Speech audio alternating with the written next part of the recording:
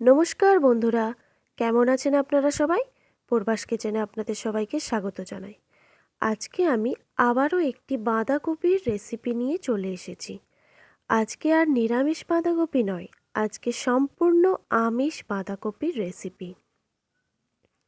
আজকে আমি মাছের মাথা দিয়ে বাঁধাকপির ডালনা রেসিপিটা আপনাদের সঙ্গে শেয়ার করব। এই রেসিপিটা ভাত কিংবা রুটির সঙ্গে দারুণ মজার হয়। এই রেসিপিটা বানাতে কি কি উপকরণ লাগে দেখে নিই। এখানে আমি একটা মিডিয়াম সাইজের বাঁধাকপি এইভাবে ঝুরু ঝুরু করে কেটে নিয়েছি। আর এই দিকে দুটো মিডিয়াম সাইজের আলু এইভাবে চৌকো চৌকো করে কেটে নিয়েছি। আর এক টুকরো গাজর ছোট্ট ছোট্ট করে কেটে নিয়েছি। আর একটা মিডিয়াম সাইজের টমেটো কুচি আর এক বাটি মটরশুঁটি। আর লাগছে ধনেপাতা কুচি, 1 টেবিল চামচ জিরে গুঁড়ো, 1 টেবিল চামচ পাঁচফোড়ন, 2 টেবিল চামচ গোলমরিচ গুঁড়ো আর 2 টেবিল চামচের মতো হলুদ গুঁড়ো, স্বাদ মতো নুন, 2টো তেজপাতা আর 2টো শুকনো লঙ্কা। গোলমরিচের গুঁড়োটা আমি ঝালের জন্য ব্যবহার করছি, আপনারা চাইলে কাঁচা লঙ্কা কিংবা শুকনো লঙ্কার গুঁড়ো ব্যবহার করতে পারেন। এখানে দুটো আমি মাছের মাথা নিয়ে নিয়েছি, রুই মাছের মাথা আগে থেকে নুন হলুদ মাখিয়ে রেখেছি।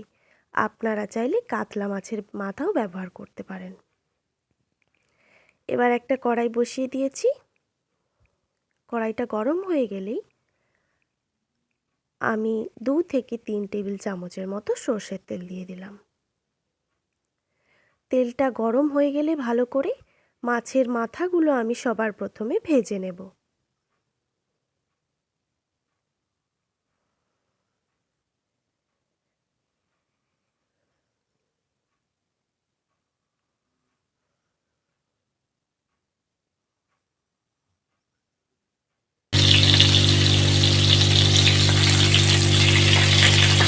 উল্টে পাল্টে ভালো করে মাছের মাথাগুলো ভেজে নিচ্ছি।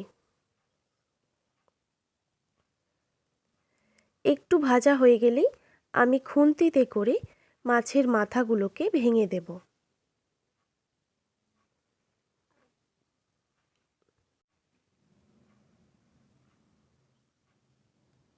এইভাবে ভেঙে নিয়েছি, তারপর ভালো করে ভেজে নেব।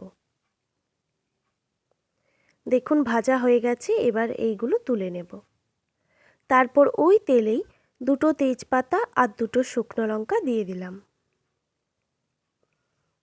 তারপর কেটে রাখা আলু আর গাজরগুলো দিয়ে দিচ্ছি। স্বাদ মতো নুন দিয়ে দিলাম। আর 1 চিমটি হলুদের গুঁড়ো দিয়ে আলু আর গাজরগুলোকে ভালো করে ভেজে নেব।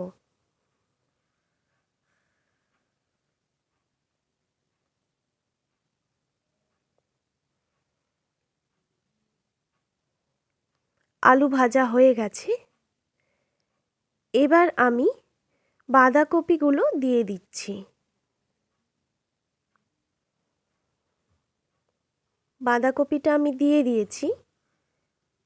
এবার আমি এখানে একটু নাড়াচাড়া করে নিলাম।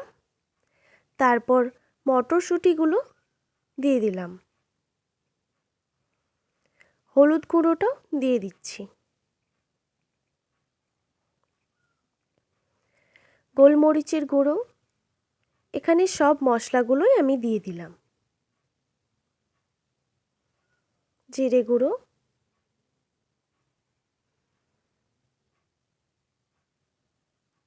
এবার আমি অ্যাড করলাম 1 চামচের মতো আদা বাটা।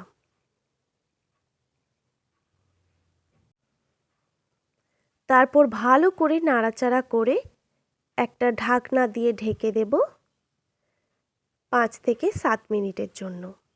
আর গ্যাসের ফ্লেমটা মিডিয়াম রাখবো।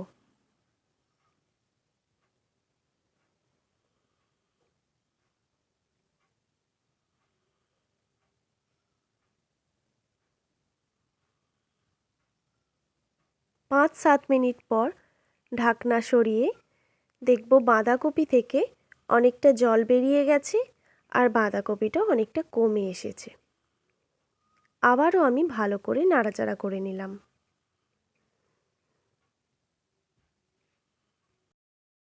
তারপর আবারও একটা ঢাকনা দিয়ে ঢেকে দিচ্ছি 2 থেকে 3 মিনিটের জন্য। 2-3 মিনিট পর ঢাকনা সরিয়ে ভালো করে নাড়াচাড়া করে রান্নাটা এবার নামিয়ে নেব।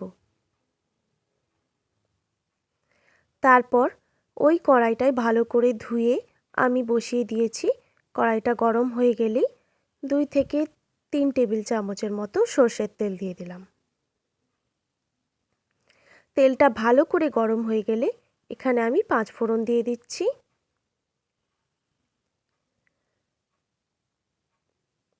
5 ফোড়নটা থেকে একটু স্মেল বেরিয়ে গেলেই তারপর আমি টমেটো কুচিগুলো দিয়ে দিলাম।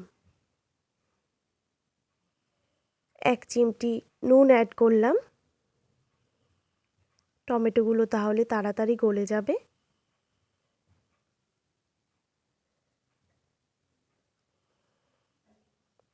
টমেটোটা একদম গলে গেছে আর ভাজাও হয়ে গেছে। এবার আমি ধনেপাতা কুচিটা দিয়ে দিচ্ছি।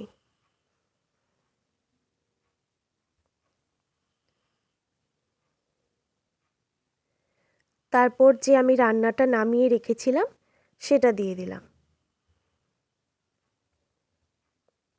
আর ভেজে রাখা মাছের মাথাগুলোও দিয়ে দিলাম।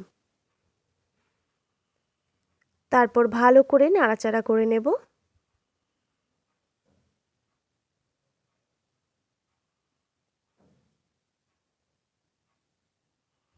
তারপর একটা ঢাকনা দিয়ে ঢেকে দিচ্ছি 2 থেকে 3 মিনিটের জন্য। গ্যাসের ফ্লেমটা মিডিয়ামই রাখব। 2-3 মিনিট পর ঢাকনা সরিয়ে তারপর ভালো করে নাড়াচাড়া আবার করে নিলাম।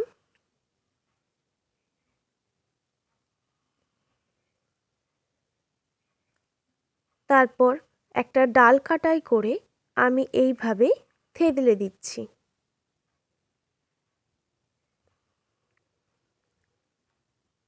তারপর ভালো করে থেতলে নামিয়ে নিলেই রেডি বাঁধাকপির ডালনা। আর আমি শেষে হাফ চামচের মতো চিনি ব্যবহার করলাম, আপনারা চাইলে দেবেন না। ব্যাস রেডি হয়ে গেল বাঁধাকপির ডালনা মাছের মাথা দিয়ে। এবার গরম গরম পরিবেশন করুন ভাত কিংবা রুটির সঙ্গে। আমার ভিডিও যদি আপনাদের ভালো লেগে থাকে তাহলে like, comment, share and subscribe করে দেবেন। ভালো থাকবেন, সুস্থ থাকবেন। দেখা হচ্ছে নতুন কোনো রেসিপি নিয়ে। আজকের মতো এখানেই। ধন্যবাদ।